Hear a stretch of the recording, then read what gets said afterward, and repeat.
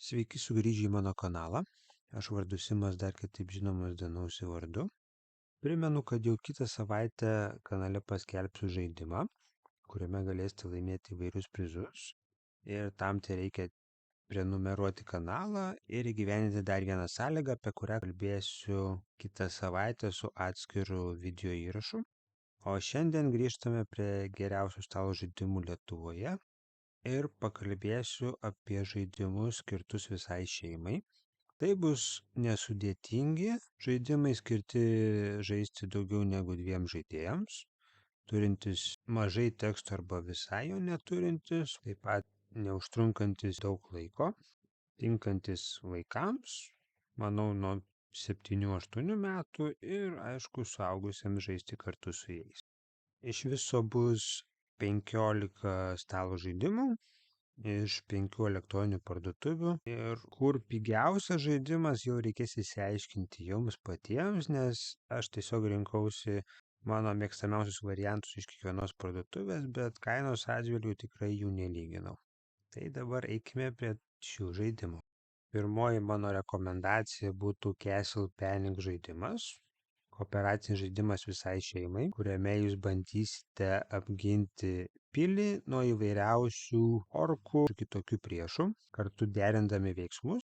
Čia, kaip matote, yra antra edicija šio žaidimo, bet tinka tikrai pirma. Tiesiog antras atnaujino dizainą, šiek tiek komponentus ir panašiai. Pats žaidimas yra įvertintas įvairiausiais apdovanojimais ir tikrai iš kooperacinių žaidimų visai šeimai yra vienas iš geriausių variantų.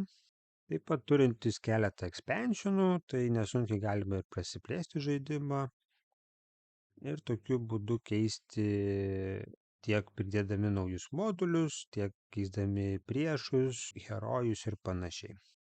Tai trumpai tiek apie Castle Panic žaidimą. Antroji mano rekomendacija būtų Magic Maze žaidimas. Trumpas, greitas ir ganėtinai paprastas žaidimas, tinkantis labiau didesniai grupiai žaidėjų, realaus laiko, kuriame jūs irgi kartu stengsitės atlikti tam tikrus veiksmus, bet įdomus dalykas yra tai, kad jūs galite padėti vienas kitam labai ribotai, nes negalima duoti nei vaizdinių, nei garsinių ženklų. Ta komunikacija pasidaro labai įdomi žaidime. Ir jeigu jums pavyks vykdyti kiekvieną užduotį, ten surinkti tam tikrus daiktus ir panašiai, tokiu būdu laimėsite žaidimo. Jeigu ne, tai teks žaisti iš naujo. Bet kai žaidimas trunka tik 15 minučių, tai tikrai nesunku tai padaryti ir manau, iš kokio 2-3 kartą tikrai žaidimą įveiksite, bet per tas minutės tikrai turėsite smagų laiką. Tai trumpai tiek apie žaidimą Magic Maze. Trečioji mano rekomendacija būtų Galaxy Tracker žaidimas. Kaip matote, irgi atnaujinta versija. Žaidimas irgi turintis realaus laiko elementų, kai per ribotą laiką jūs turėsite sudėti savo laivą iš detalių. Bet tai yra tik dalis žaidimo, nes jūs ne tik turėsite sudėlioti laivą, kad jis sėkmingai atliktų savo funkciją, bet ir kovoti prieš priešiškus laivus, meteoritus ir asteroidus, išvengti smūgių ir tokiu būdu išgyventi tą kelionę ir surinkti kiek įmanoma daugiau pinigų ar taškų žaidime. Žaidimas taip pat turi gigantišką papildymą, kuris irgi prideda įvairiausius modulius, naujus laivus, naujas detalės, iš kurių galima statytis laivą ir panašiai, tai tikrai rekomenduoju. Ir kiekvienas žaidimas bus visiškai kitoks. Tai trumpai tiek apie Galaxy Tracker žaidimą. Sekanti mano rekomendacija būtų naujausios edicijos Jamaica žaidimas, skirtas nuo 2 iki 6 žaidėjų, bet labiau rekomenduosiu žaisti didesniai žaidėjų grupiai. Trukmė yra nuo 30 iki 60 minučių, bet manau, pirmus kelius žaidimus tikrai užtruks ilgiau, jeigu žaidžiate su didesnė grupė. Tai yra lenktynių žaidimas, kuriame ne tik jūs eksplorinate salas, bet ir stengiatės būti priekyje ir kenkti vienas kitam. Taip pat lobiai jums irgi padės pagerinti savo situaciją ir, aišku, surinkti daugiau taškų. Žaidimas linksmas, kauliukai gali padaryti ir gerų, ir blogų dalykų kiekvienam, tai tikrai kiekvienas žaidimas bus visiškai kitoks. Tai trumpai tiek apie Jamaiką žaidimą. Dar viena mano rekomendacija būtų Kubido žaidimas. Tai irgi kauliukų žaidimas su lenktynių mechanika. Tik joje visi kauliukai yra skirtingi ir priklausomai kokios spalvos kauliukas jis daro skirtingus dalykus, tai bent jau jaunesniems žaidėjams reikės paaiškinti, kuris kauliukas ką daro, bet tą išsiaiškinus, žaidime galima daryti labai daug ir įvairiausių dalykų. Kaip pavyzdžiui, gauti naujus kauliukus, jų specialias savybės panaudoti, kad būtumėte greitesni ir efektyvesni. Ir visa tai leidžia strateguoti pačias lenktynes ir tokiu būdu tapti geriausiu žaidime. Tai visi, kas nebijo įvairiausių rezultatų ir mėgsta įvairiausias kombinacijas, tai tikrai yra tobulas pasirinkimas. Tai trumpai tiek apie Kubido žaidimą. Dabar šiek tiek apie tokius stylinimo žaidimus pakalbėsiu. Tai pirmasis iš tokių būtų Bar and Pack žaidimas, kaip mano rekomendacija. Tai žaidimas, kuriame jūs statote parką meškoms, tokiu pat principu kaip ir Patchwork žaidime ir kituose žaidimuose, kur yra dalis kaip puzliai ir iš jų bandote sudėti tam tikrą kombinaciją. Tai čia irgi svarbu, kad tos dalis jungtųsi tarpusavyje, duotų jums kiek įmanoma daugiau taškų ir užimtų tam tikras lokacijas, kad galėtumėte savo parką plėsti ir kiek įmanoma efektyviau jį sudėlioti. Taip pat žaidimas turi nemažą papildymą, kur atsiranda ir įvairiausios 3D dalis ant pačio žaidimo bordo. Dar kol kas jo nebandžiau pats, bet irgi labai gražiai ir įdomiai atrodantis variantas. Žaidimas neturi realiai jokio teksto, tai tikrai gali žaisti bet kas. Tinka tikrai ir 2, ir 3, ir 4 žaidėjams. Pačiame bazinėme žaidime yra ir mini expansionas. Tai trumpai tiek apie Bar and Pack žaidimą. Dar viena tailinimo rekomendacija būtų Between Two Castles of Mad King Ludwig. Matau, kad čia mano hobis šiek tiek blogus parametrus sudėliojo, nes žaidimas yra nuo 2 iki 7 žaidėjų ir nuo 10 metų, bet tikrai gali žaisti ir jaunesni. Tai žaidime jūs statysite savo pilį, jungsite kambarius tarpusavį ir tokiu būdu gausite taškus. Ir kas daugiausiai taškų surenka, tas laimi žaidimą. Solo variantas irgi yra, bet jis yra su expansionu, kurį irgi tikrai rekomenduoju. Žaidimas ne tik gražus, tinkantis ir mažesniam ir didesniam žaidėjų kiekiui. Ir aišku, jūs konkuruosite dėl tų pilies detalių, dėl tų kambarių, tai reikia tai turėti omenyje. Ir vienas iš didžiausių šio žaidimo privalumų, kad būtent su Game Trace insertais viduje setupas trunka apie minutę. Tai iš karto pasiruošite ir galėsite žaisti šį žaidimą iš Stonemaier Games. Ir dar viena mano rekomendacija mėgstantiems statyti žaidime, tai būtų Little Town žaidimas, kuriame jūs kursite savo miestą. Žaidime nėra jokio teksto, tik tai simboliukai, kuriuos reikės išmokti, tai jų pagalba rinksite resursus, statysite naujus pastatus ir panašiai ir taip rinksite taškus.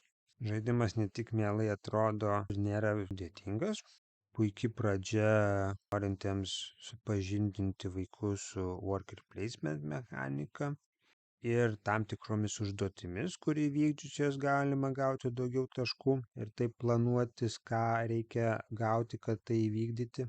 Tai tikrai smagus, nedidelis žaidimas. Tai trumpai tiek apie Little Town. Mano 9 rekomendacija būtų Draftozaurų žaidimas, kuriame jūs irgi operuosite parką, kuriame vietoj meškų jau gyvens dinozaurai. Ir jūsų tikslas bus kiek įmanoma daugiau lankytojų prisitraukti. Čia jau gali žaisti iki 5 žaidėjų, trukmė trumpesnė gerokai. Žaidime yra daug dinozaurų ir kortelių, kuriuose galėsite dėti savo dinozaurus į aptvarus. O kauliukas bus skirtas tam, kad sužinoti, kuriuose vietose jūs negalėsite dėti to dinozauro. Tai žaidime ir bus tas sėkmės faktorius, kurios zonos bus atidarytos ir kurios ne. Žaidimas pelnęs daug ir įvairiausių apdovanojimų, tai tikrai smagus pasirinkimas visai šeimai. Tai tiek apie Draftozaurų žaidimą. Toliau kita mano rekomendacija būtų Potion Explosion žaidimas, kuriame jūs virsite ir maišysite įvairiausius eliksyrus, tokių spalvotų rutuliukų pagalba, kurie bus sudėti į specialią dėžutę ir priklausomai kokį paimsite, ateis naujas į jo vietą. Ir jeigu susirenks tos pačios spalvos rutuliukai, tai galėsite pasiimti juos visus. Tai vizualiai labai smagiai atrodantis žaidimas, bet turi irgi įvairiausių strategijos galimybių, nes priklausomai kokius eliksyrus padarysite, galėsite atlikti tam tikrus veiksmus, ne tik surinkti taškus, taip pat padėti savo tam tikrose situacijose pasiimant ingredientą tą rutuliuką, kokio jums labiausiai reikia. Tikrai smagus žaidimas, irgi neturintis jokio teksto, tik reikėtų paaiškinti simboliką, ką koks eliksyras daro ir tiek, nes viskas priklausys nuo to, ką jūsų oponentas paims ir kiek sprogimų sėkmingų jis turės tame savo eime bendrai žaidime. Šis žaidimas irgi yra vienas iš mano mėgstamiausių, tikrai rekomenduoju. Tai tiek apie Potion Explosion žaidimą. Kita mano rekomendacija būtų Cascadia žaidimas, gavęs įvairiausius apdovanojimus ir jau turintis vieną papildymą. Tai vidutinio sudėtingumo abstraktus žaidimas, skirtas nuo 1-4 žaidėjų, turintis visai įdomų solo variantą. Šiuo metu esantis 4 vietoje tarp šeimos žaidimų Board Game Geek platformoje ir 1 tarp abstrakčių. Tai tikrai vertas bent jau išbandymo, bet daugelis rekomenduoja šį žaidimą, kuriame ne tik jūs dėliosite savo mini pasaulį, bet ir tiem talsam, tam jūsų mini pasauliui suteiksite gyvybės, priskirdami tam tikrus tokenus kaip gyvūnus jūsų mini pasaulyje. Ir svarbu, ko kiekvienas gyvūnas nori, nes vieni nori būti kartu kitais, o kiti nori būti atskirai vienas nuo kitų, tai galima ir planuotis, ir strateguotis, ir žiūrėti. Žaidimas tikrai nėra sudėtingas jį pradėti, setupas irgi neilgas, bet to gilumo žaidime yra tikrai daug. Tai trumpai tiek apie vieną geriausių 2021 metų žaidimų. Mano 12 rekomendacija būtų World of Warcraft žaidimas. Tai yra alternatyvi gerai žinomos Smallworld žaidimo versija, kuriame visas veiksmas nusikelia į World of Warcraft pasaulį su jo gyventojais. Bet nebūtina tikrai žinoti to pasaulio. Sakyčiau, pats didžiausias privalumas yra tai, kad būtent šis Smallworldas turi modulinius žemėlapių talsus, tai jūs galite patys susidėlioti, kaip tas žemėlapis atrodys. Aišku, kaip ir visuose Days of Wonder žaidimuose yra superinis insertas viduje, daug įvairiausios variacijos, skirtingi bonusai, skirtingi poweriai ir panašiai, kurie yra visi simbolika reprezentuojami, tai iš esmės išsiaiškinus, ką kiekvienas turi, žaidimas vyksta labai paprastai, jūs užiminėjate teritorijas, kovojate vienas prieš kitą ir tokiu būdu renkate taškus ir galiausiai po paskutinio raundo, kas daugiausiai taškų surinko, tas ir laimi. Tai tiek trumpai apie, manau, geriausią Smallworld žaidimą Small World of Warcraft. Dabar šiek tiek pakalbėsiu apie žaidimus su kortomis. Tai vienas iš tokių būtų Bonanza žaidimas. Tai jau klasikinis, labai gerai vertintas 97 metų Uwe Rosenberg šedevras, kuriame viskas sukasi aplink pupas. Žaidimas, sakyčiau, labiau tinkamas didesniai grupiai, sakyčiau, bent jau nuo 3 žaidėjų. Greitas, nesudėtingas, tikrai klasika, kuri turi labai daug įvairiausių vertimų, alternatyvių versijų, kur vietoj pupų yra gėlės ir panašiai, tai tikrai susiraskite savo geriausią ir tikrai išbandykite šį žaidimą. Mano 14 rekomendacija būtų Century Spice Roll žaidimas. Žaidimas skirtas 2-5 žaidėjam, trunkantis iki 45 minučių. Ir aišku, kas negirdėt, yra alternatyvi Golem versija. Jeigu kažkas turėtų Golem versiją, tai ją rekomenduočiau labiau, bet žaidimas yra tas pats, tik tais kitaip atrodantis. Čia yra viskas iš viduriniųjų rytų, o ten yra fantasy pasaulis. O žaidime iš esmės pirksite korteles ir taip kortelių pagalba judėsite žaidime, kol galiausiai kažkuris žaidėjas surinks paskutinį jam trūkstamą pergalės taškų kortelę ir išsiaiškinsime, kas laimės žaidimą. Aišku, kas turi Splendor žaidimą, tai iš esmės tas pats žaidimas, tik vietoj žetonų čia bus kubeliai. Tik tais gal vienintelis Century privalumas, kad gali žaisti ir 5, o Splendor'į tik 4, bet abu yra tikrai tinkami variantai. Ir aišku, dar ko nepaminėjau, tai Century turi trilogiją žaidimų, kuriuos galite kolekcionuoti ir apjungti vieną su kitu ir turėsite alternatyvius žaidimus, nesvarbu, kurią kitą versiją turėsite. Tas pats vyksta ir su Golem Editionais, kuriuos irgi galima jungti tarpusavyje. Taip pat 2017 metais buvo nominuotas kaip vienas iš geriausių žaidimų visai šeimai. Tai trumpai tiek apie Century Spice Roll žaidimą.